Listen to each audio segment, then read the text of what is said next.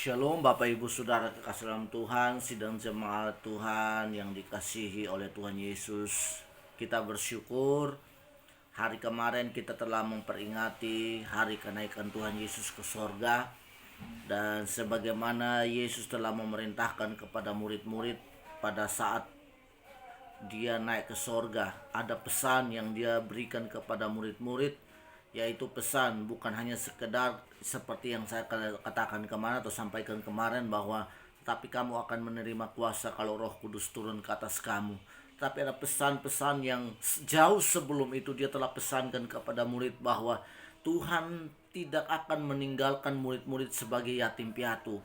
Orang-orang yang percaya kepada dia tidak akan ditinggalkan sendiri, sebab Tuhan berjanji dia menyertai mereka. Nah, penyertaan Tuhan dalam hidup saya dan saudara hari-hari ini adalah dengan kekuatan Roh Kudus, dengan pekerjaan Roh Kudus dalam hidup saya dan saudara. Oleh karena itu, beberapa hari ke depan kita akan melakukan doa. Walaupun mungkin kita berdoa dari rumah masing-masing, percayalah bahwa ketika kita sepakat, ketika kita sehati sepikir satu tujuan, kita berdoa kepada Tuhan, Tuhan akan melakukan perkara yang besar dalam hidup kita. Pada saat itu Yesus memesankan kepada mereka untuk menanti di loteng Yerusalem atau menanti di Yerusalem. Jangan tinggalkan Yerusalem sebelum mereka dipenuhi, diperlengkapi oleh kuasa dari tempat yang maha tinggi. Hari ini hal yang sama, kita akan terus diperlengkapi, kita akan terus dituntun, kita akan terus dipimpin, kita akan terus dibuat luar biasa kalau kita terus bergantung sepenuhnya kepada Tuhan. Kita tidak boleh terjebak dengan fenomena yang terjadi di hari-hari ini, dengan orang dikatakan kepenuhan Roh Kudus itu ditandai oleh bahasa lidah. Iya, saya akui itu harus, tetapi jangan sampai pengejaran kita hanya mengejar kepada bahasa roh. Sementara ada begitu banyak perkara, banyak hal yang Tuhan mau nyatakan dalam hidup kita. Ada karakter-karakter Kristus yang Tuhan mau munculkan dalam hidup kita melalui pekerjaan Roh Kudus yang telah Dia berikan kepada saya dan saudara. Roh Kudus adalah pribadi Allah. Dia diutus ke dalam dunia ini supaya Dia menghibur kita, Dia menguatkan kita dan mengingatkan kita, menginsafkan kita supaya kita sadar setiap hari kita harus berubah di hadapan Tuhan, supaya karakter Kristus itu benar-benar nyata dalam hidup saya dan saudara. Galatia pasal yang kelima ayat 22 sampai ayat 23 itu adalah karakter Kristus yang harus kita miliki. Oleh karena itu berilah dirimu dipimpin oleh Roh Kudus. Di hari-hari ini yang kita minta adalah karakter Kristus ada dalam hidup saya dan saudara. Berbahasa roh adalah penting dalam hidup kita, tetapi yang terpenting bukan hanya sekedar kita bisa berbahasa roh, tapi yang terpenting adalah kita menunjukkan buah dari pekerjaan Roh Kudus itu dalam hidup saya dan saudara.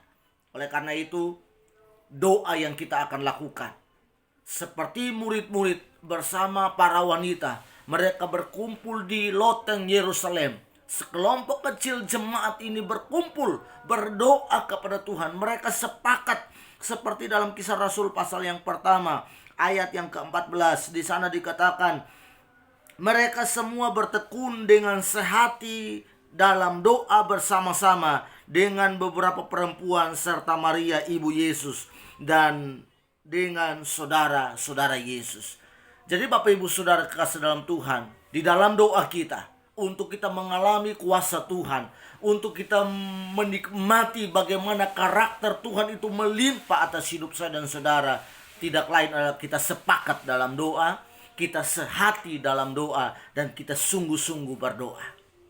Ada seorang hamba Tuhan berkata begini, doa mengubah orang yang berdoa. Sejauh kita bergaul dengan Tuhan, sejauh mana kita bergumul dengan Tuhan, kita juga akan menjadi seperti Kristus.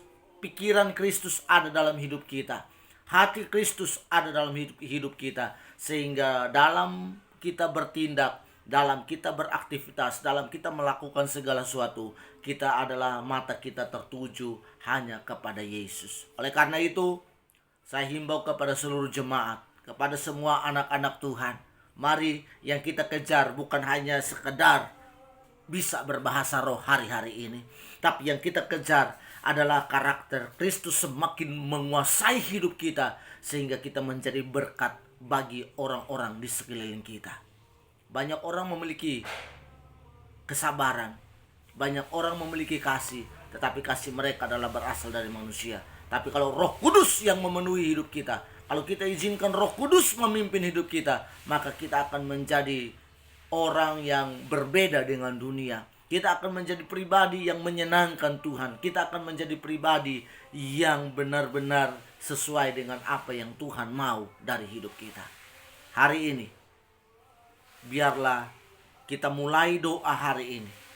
Kita tetap sepakat, kita sehati, sepikir, dan kita bersatu, kita bersemangat agar kita mengalami karakter Kristus dalam hidup kita.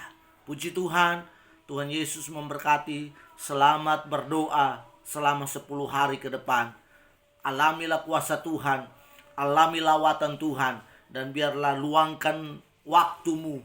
Beri kesempatan untuk Tuhan bekerja. Roh Kudus melawat kita sehingga kita mengalami kemenangan di hari-hari ini. Di tengah-tengah situasi yang sekarang sangat menakutkan, tapi saya percaya orang yang bergantung kepada Tuhan, orang yang mengizinkan Roh Allah menguasai hidupnya, orang yang mengizinkan Roh Allah memimpin hidupnya, maka orang itu akan tetap aman dalam perlindungan Tuhan. Tuhan Yesus kiranya memberkati Bapak, Ibu, Saudara, dan saya hari ini. Haleluya. Shalom. Amin. Tuhan Yesus memberkati.